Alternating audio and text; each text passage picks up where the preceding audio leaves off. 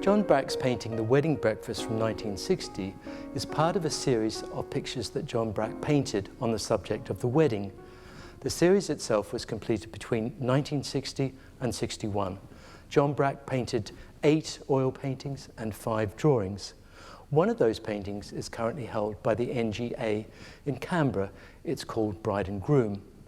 There is also an attendant drawing for this painting, The Wedding Breakfast.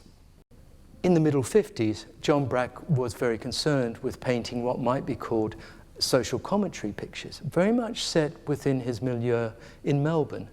They were astute observations of local life. They included, of course, Collins Street, 5 p.m.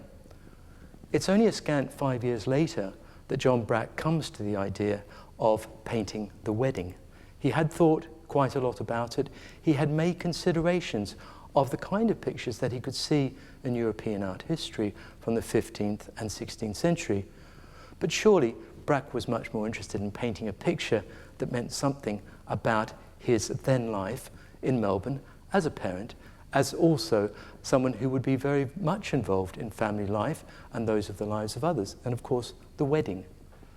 The beginning of the series was almost incidental. John Brack was cleaning up after a children's birthday party and he found an icing kit, and on that icing kit was an illustration of a 3-tier wedding cake.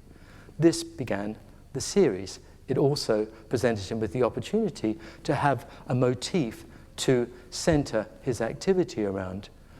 The Wedding Breakfast 1960 is the largest and most well known of the compositions.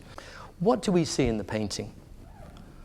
As has been suggested, the leitmotif is the cake itself, and it's just slightly off-center, more along the mean line of the painting. To either side are the bridesmaids, and in the foreground, of course, is the table garlanded with those items that you would expect at a wedding breakfast.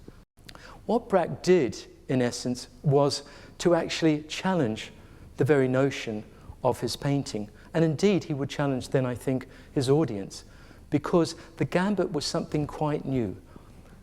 Brack wanted to take on the idea of texture or matter painting. He probably had thought icing, layering. So this also fed into the kind of painting it is and the media he used. If we look closely, we can see that the background, although linoleum-like, is actually confetti raining down from above. Brack has flicked and brushed his colours on to the background. It's very flat. There's a very shallow sense of space. In fact, the whole painting plays against the illusion of depth. And Brack has aided our eye in that very endeavour by making his outlines, first of all, in brown, around the figures, and then indeed in darker brown. And Brack is playing matter or texture painting off against his avowed linearity, his desire for detail and exactitude. It's a left turn, in a way. It's a left turn. It was a left turn for himself as an artist. It was a test of his abilities. Also, it was a test, really, of his audience, who obviously were enthralled to that body of work, which is so important. And it is wonderful for us to have this picture now in public view.